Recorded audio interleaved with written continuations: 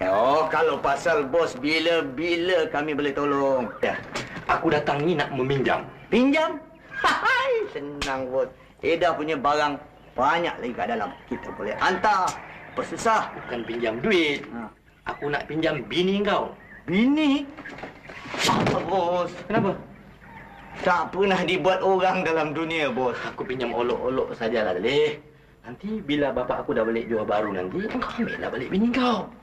Hai, tentang pinjam bini ni ada berbahaya lah, bos. Apa yang nak berbahaya? Kau dengan aku sahabat karib kan? Apa yang bahaya? Yang meminjam tak adalah apa-apa.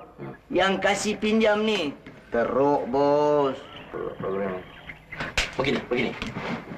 Ya, aku pinjam isteri kau Edah Ya. waktu siang saja. Ha. Waktu malam sudah bapak aku tidur, aku kasih balik. Okey? Kena tanya yang punya diri juga lah, bos. Tanya. Dah? Macam mana ni dah? Dah mengikut saja apa kata abang. Ha. Kalau abang bagi pinjam olok-olok pun boleh. Ha. Kalau abang bagi pinjam terus pun boleh. Terus? Ya, kenapa bang? Dah. Bertebiat kau ni nak mampus apa?